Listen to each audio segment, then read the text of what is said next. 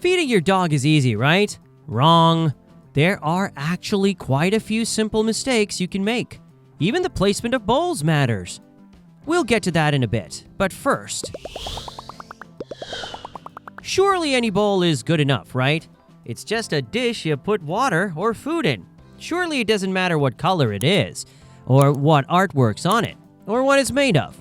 Your dog isn't fussy enough to reject lovely, lovely food because they don't like food, right? Well, no. Wrong. Well, things like the color don't exactly make a difference. The material of the bowl can make a big difference.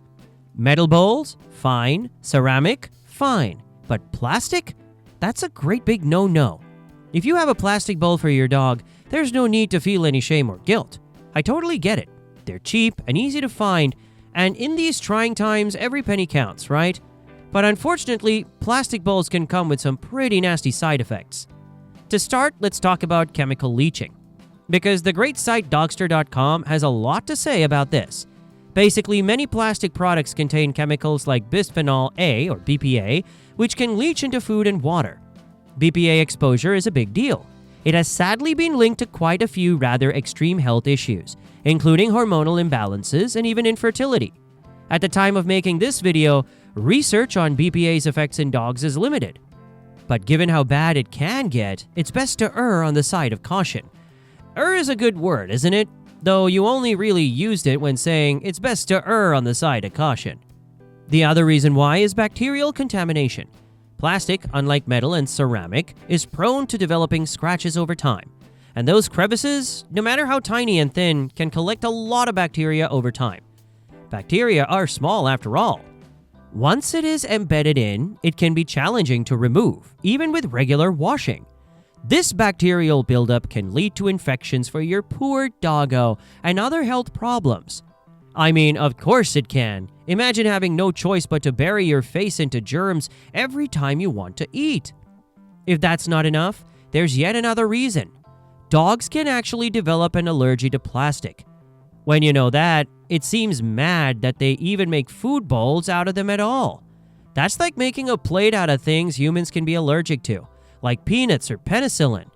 Constant exposure to something they're allergic to, quite literally rubbing their face into it a minimum of twice a day, can lead to skin irritations around the mouth and chin, a condition known as skin acne.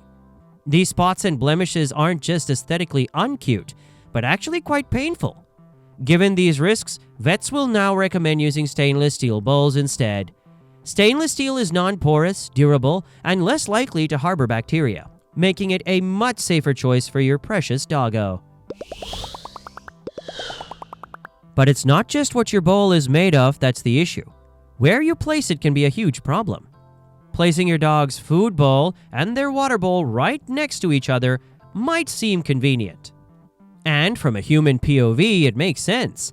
Imagine if you were having your dinner, but every time you wanted to have a sip from your drink, you had to walk to a different part of the room, or even into a different room.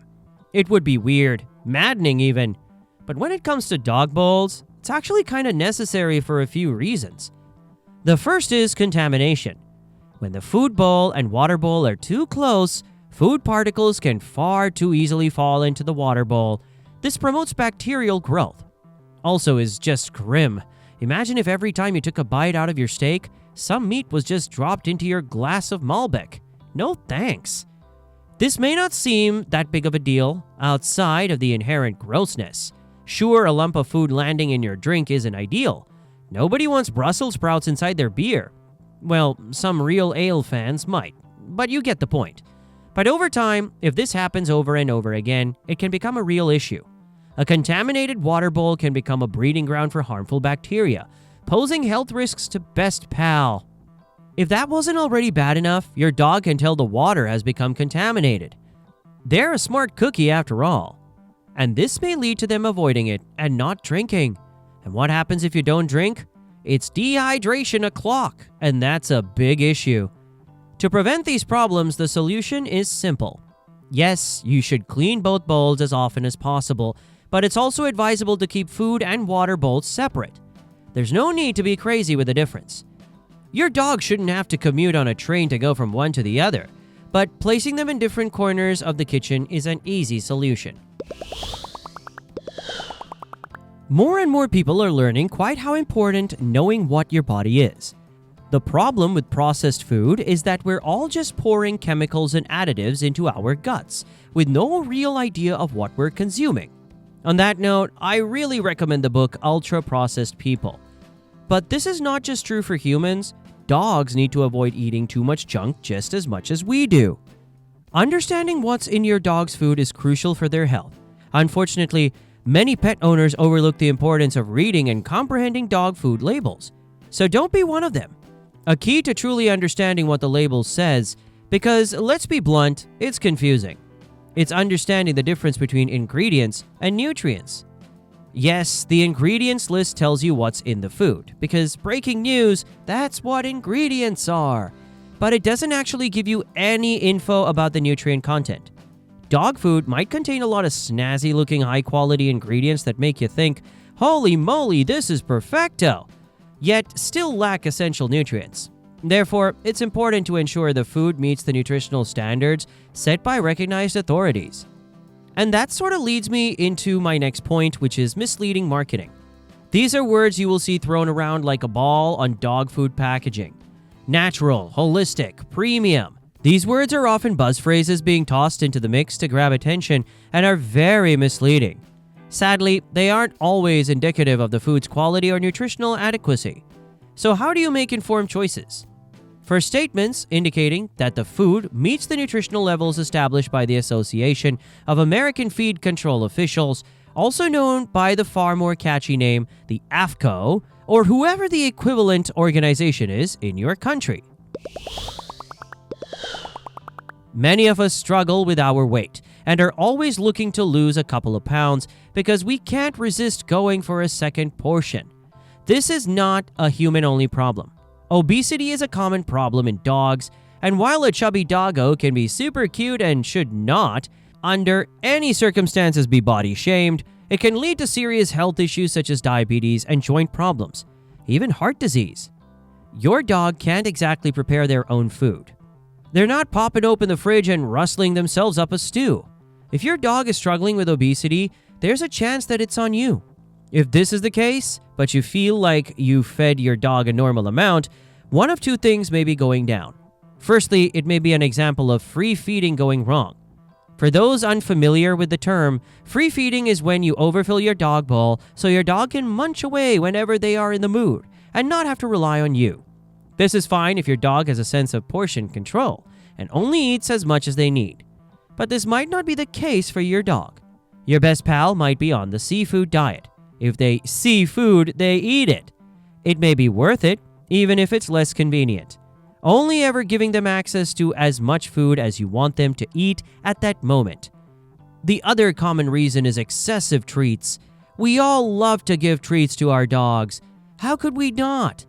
If they've been a good dog, it would be a crime, I tell you, to not reward them. But treats should only make up about 10% of your dog's daily caloric intake. Overindulging can quickly add up to excess calories. To maintain a healthy weight, feed your dog measured meals twice a day and limit treats. Dogs have different nutritional needs at various life stages. Puppies, they need a lot of protein and calories to support their growth into full-grown legend. Adult dogs, their nutrients need to be a lot more balanced in order to maintain their overall health. And senior dogs, it's best to rein the number of calories in and perhaps mix some joint support supplements into feeding time, as they might not get everything they need from the food alone. It is vital to ensure your dog is getting a diet that is age-appropriate. All right, time for a bit of classic. We all love to feed our dogs some scraps from the table from our own meals. Not only because they deserve it, because they do, but because their pleading faces can become a little too much. The question is, should you? Is it as harmless as it seems? Sadly, no. No, it is not. Many human foods are toxic to dogs and cause severe health issues. Nuts, for example, as well as onions, and perhaps the classic we all know about, chocolate. Do not get your pooch an Easter egg this year because chocolate is a big no-go for dogs. But even if you're feeding them non-toxic stuff, table scraps can disrupt the nutritional balance of your dog's diet, leading to deficiencies or excesses of certain nutrients. For that reason, it may be best to avoid feeding your dog table scraps and stick to a balanced diet formulated for their specific needs. No matter how much they beg, treat it similarly to how I mentioned handling treats. Now and again, it is fine, but it shouldn't be a common part of their eating schedule. Avoid these mistakes and your dog will love you. But still worried they might dislike you? This next video will help you learn if that's the case.